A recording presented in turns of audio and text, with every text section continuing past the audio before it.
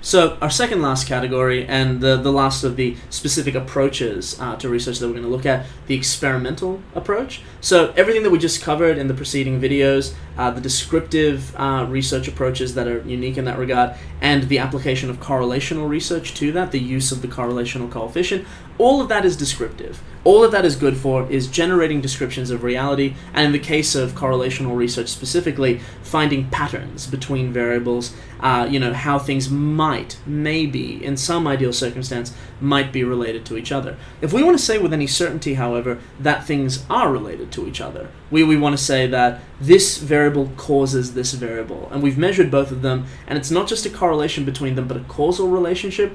The only access to that we have is through what we refer to as experimental research.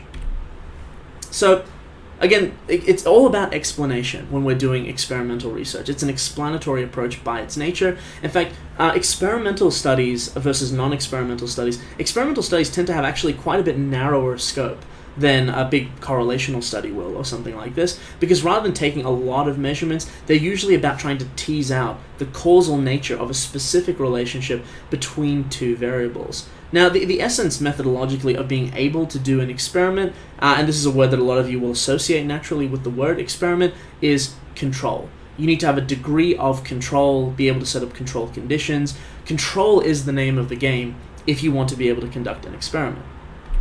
Now, like I said, almost all experiments narrow themselves down to trying to establish a causal relationship between, sometimes there's more than this, but usually it will be two variables, one that is thought to be the cause, the other that is thought to be the effect, and seeing if it actually works that way. In the formal language that we use on this, these two variables are referred to as the independent variable and the dependent variable. The independent variable, by its definition, is, again, I say that you need control to be able to do an experiment. The independent variable is the variable that the researcher thinks is the causal variable, the variable that causes something else, and therefore to test that they have to gain experimental control over it. That means that they are able to decide on a whim, however they like, to allocate the levels of that variable, what the different characteristics of that are. So if you are doing a bunch of different groups to test against each other, you can make the groups however you want. You can set their characteristics. That's what we mean when we say that you have manipulative control over it. You manipulate the independent variable to set it however you want. So, in the most common examples that anyone will be familiar with from health fields and things like this, you usually are testing a treatment or something like this. You want to know if the treatment as a independent variable causes your various treatment outcomes, people to get better, people to get worse, things like this, depending on how you measure it. So the essence of that is you need to be able to completely control how people's levels, and within that variable, control people's levels of exposure to your treatment. So you generally make a treatment group versus a test versus a control group, a test or treatment group versus a control group, or you'll have multiple testing groups that have different dosages or something like this. But that's the essence of it. You need to be able to allocate that however you see fit, on a whim, randomly, things like this, for it to be able to be experimental in nature. That's what defines an independent variable, whereas the dependent variable is just the outcome that you're looking for. The thing you think is being caused by the independent variable, and therefore the outcomes that you measure to see if your manipulation at the level of an independent variable is coming out at the level of the dependent variable.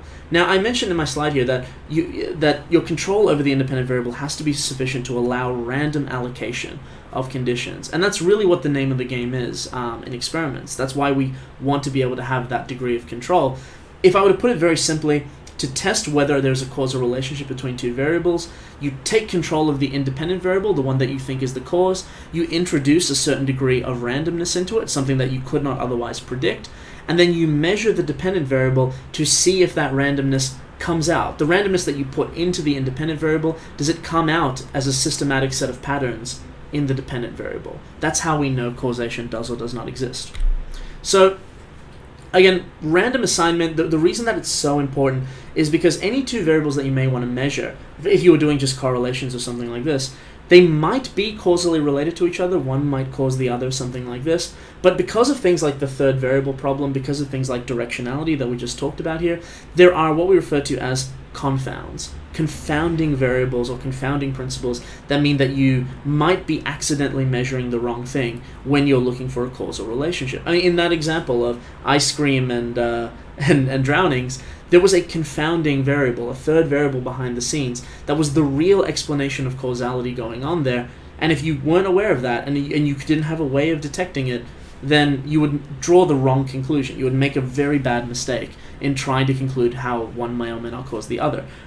What random allocation allows us to do is to say, well, I've taken control of one of these variables, I think it's the cause, let me randomly allocate people to it. And the definition of random in this context is, of everyone in your sample, if everyone in that sample has an equal chance of being in any of the different groups that you have, so if you had an equal chance of being in the control group as the test group, or in any of the different dosage groups or something like this, then your allocation was random. And people generally do this by flipping coins, by using random number generators, etc. What doing that does is that if there were any, in real life, systematic patterns between the independent and the dependent variable, because you've taken control of the independent variable and just scattered it to the wind, you've just made the levels of it random and allocated it however your whims saw fit, that would mean that the systematic patterns, anything that might have deceived you on the level of your measurements of the dependent variable, they've been scattered as well. So, the only noteworthy systematic patterns that should come out then at the level of your observations, at the level of the dependent variable, is something that was caused by being at these random different levels of the independent variable. And that is very often why having a control group is so important, because the process of taking control, the process of controlled allocation inside of an experiment is often quite unnatural. It's often unlike the way things naturally unfold in real life. The main function of a control group, or a placebo group if you're doing a clinical trial or something like this, is just to see someone who was treated exactly the same way as everyone else in your experiment, but who you did nothing to, you didn't give them any medicine, didn't give them any treatment, anything like this. Those people are the baseline that you use to compare on the level of outcomes every other group. If your medication has a meaningful impact on people getting better, they should be able to, you should say that they get better statistically significantly compared to the control group. Now, this is why the gold standard in experimental research, especially in pharmaceuticals and the health industry and things like this, is a double-blind randomized control trial.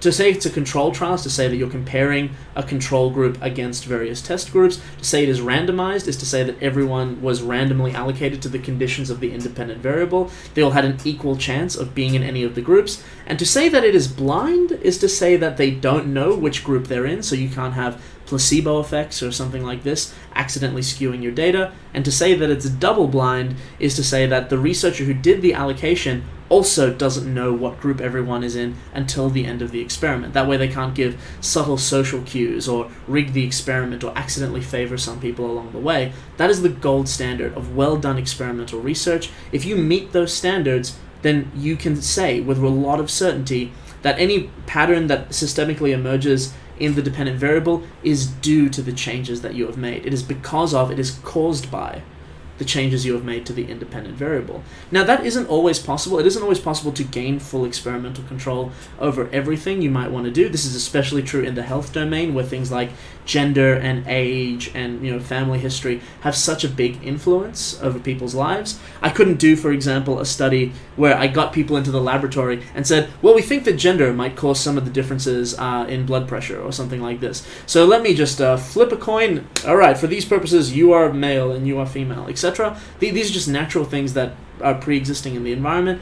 Under those circumstances, you can't do a full experiment because you don't have manipulative control, but you can do what we refer to as a quasi-experiment. You can closely measure things like gender and age, things that you know will be confounding variables, as closely as you can, and use sophisticated statistical techniques to factor out their influence from other relationships you're looking at. It's nowhere near as definitive as a full manipulated experiment, but it's much better than just looking at raw correlations. If you've ever read in a newspaper or something like this, type of education received has a significant impact on job outcomes, controlling for socioeconomic status. Whenever we say controlling for in that kind of context, that quasi-experimental element is what we mean. Something that we couldn't take full experimental control over through manipulation, so the influence was factored out using statistics, using complicated statistics. Now, these last slides that I have here are just visual representations of what I was talking about here. So this is the general structure of a randomized control double-blind trial. This is the concept of double-blind. People don't know what condition they're in and neither does the person who is controlling this or administering it. And this last thing that I have up here is, what's it called? It's just a summary slide of experimental and descriptive and correlational research if you want to compare their characteristics against each other. This very last little thing that I have here as well, some of you will be familiar with the different ways we make these comparisons. We often refer to this as research designs. We're not going to go into any real depth on this, but keep in mind that these are the different ways we can make comparisons. We can do a cross-section, so we take one time of measurement and look at a bunch of different people or groups of people all at the same time. We can do a longitudinal study, so we can look at the same group of people over many different periods of time, follow them as they're growing up or something like this. Or we can do a sequential design. We can do basically a longitudinal study that is a cross-sectional study at every step along the way. Very big and complicated. I only mention this because, you may be thinking, well, what about longitudinal studies? What about something like this? These research designs can be applied to any of the other techniques we were looking at. You can do a longitudinal or cross-sectional experimental design or correlational design. They just fit together that way. These kinds of characteristics are just how you make your comparisons, not the character of the comparisons you make, or whether you're doing description or explanation.